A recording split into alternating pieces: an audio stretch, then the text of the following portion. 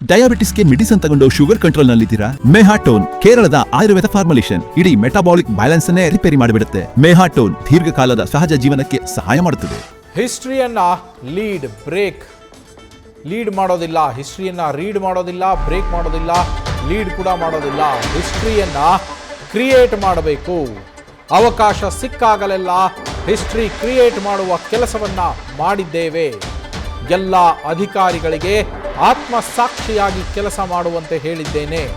ಯಾರ ಒತ್ತಡಕ್ಕೂ ಮಣಿಬಾರದು, ಯಾರ ಮಾತುಗಳನ್ನು ಕೇಳಬಾರದು.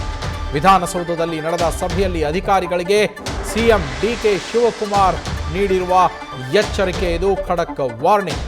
ನೀವು ಕಾನೂನಿನ ಅಡಿಯಲ್ಲಿ ಕೆಲಸ ಮಾಡಿ, ವ್ಯವಸ್ಥೆಯನ್ನ ಬಿಟ್ಟು ಕೆಲಸ ಮಾಡುವ ಹಾಗಿಲ್ಲ, ಮಾಡಬಾರದು. ಅಧಿಕಾರಿಗಳಿಗೆ ರಾಜ್ಯದ ಜನರ ಸಮಸ್ಯೆಗಳಿಗೆ ಸ್ಪಂದಿಸುವಂತೆ ಸೂಚಿಸಿದ್ದಾರೆ ಡಿಕೆ ಶಿವಕುಮಾರ್. ಇದನ್ನೇ ವಿಧಾನಸೌಧದಲ್ಲಿ ನಡೆದಂತಹ ಸುದ್ದಿಗೋಷ್ಠಿಯಲ್ಲೂ ಕೂಡ ನೂತನ ಮುಖ್ಯಮಂತ್ರಿ ಡಿಕೆ ಶಿವಕುಮಾರ್ ಅವರು ನೀಡಿರುವ ಮಾಹಿತಿ. ಸಭೆಯ ಬಳಿಕ ನಡೆದಂತಹ ಸುದ್ದಿಗೋಷ್ಠಿಯಲ್ಲಿ ಮೊದಲಿಗೆ ವಿಧಾನಸೌಧದ ಸಮ್ಮೇಳನ ಸಭಾಂಗಣದಲ್ಲಿ ಈ ಸಭೆ ನಡೆಯುತ್ತೆ. ಆ ಸಭೆಯ ಬಳಿಕ ಸುದ್ದಿಗೋಷ್ಠಿಯನ್ನ ನಡೆಸಿರುವಂತಹ ಡಿಕೆ ಶಿವಕುಮಾರ್ ಅವರು ಅಧಿಕಾರಿಗಳಿಗೆ ಏನೇನೆಲ್ಲ ಸಲಹೆಗಳನ್ನು, ಸೂಚನೆಗಳನ್ನು, ಎಚ್ಚರಿಕೆಗಳನ್ನು ಕೊಟ್ಟಿದ್ದಾರೆ ಅದರ ಬಗ್ಗೆ ಸುದ್ದಿಗೋಷ್ಠಿ ನಡೆಸಿ ಮಾಹಿತಿಯನ್ನು ಕೂಡ ನೀಡಿದ್ದಾರೆ ಡಿಕೆ ಶಿವಕುಮಾರ್.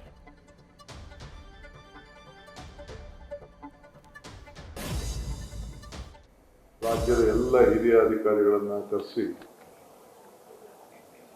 ಹೊಸ ಸರ್ಕಾರ ಯಾವ ದಿಕ್ಕಿನಲ್ಲಿ ಆಲೋಚನೆಯನ್ನು ಮಾಡ್ತಾ ಇದೆ ಅಂತ ಹೇಳಿ ಅವರೆಲ್ಲರೂ ಕೂಡ ಒಂದು ಸಂದೇಶವನ್ನ ಕೊಟ್ಟಿದ್ದೇವೆ.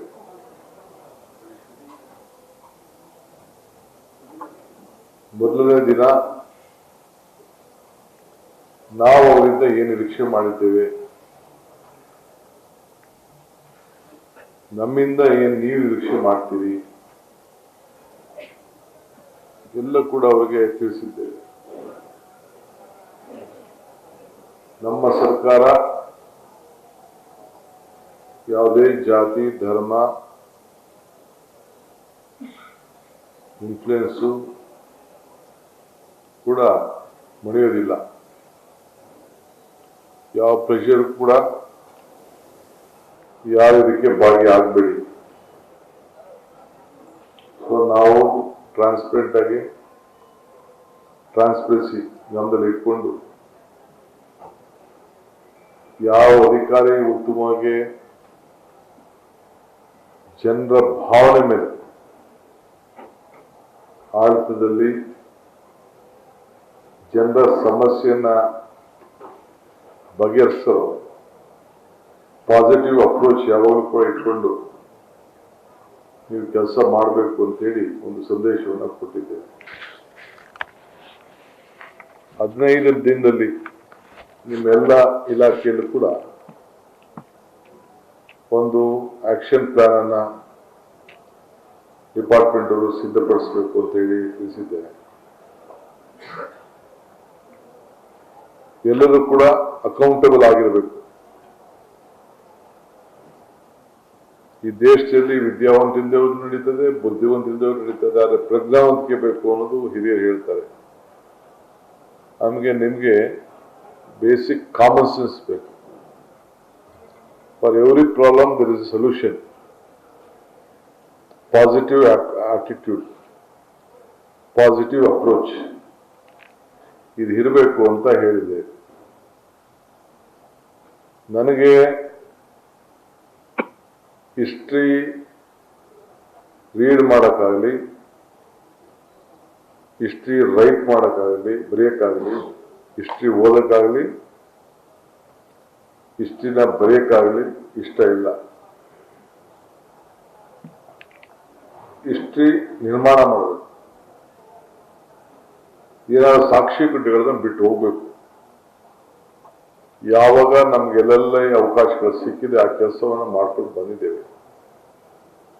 ಈ ಸರ್ಕಾರ ಕೂಡ ಇದನ್ನ ಆಲೋಚನೆ ಮಾಡ್ತದೆ.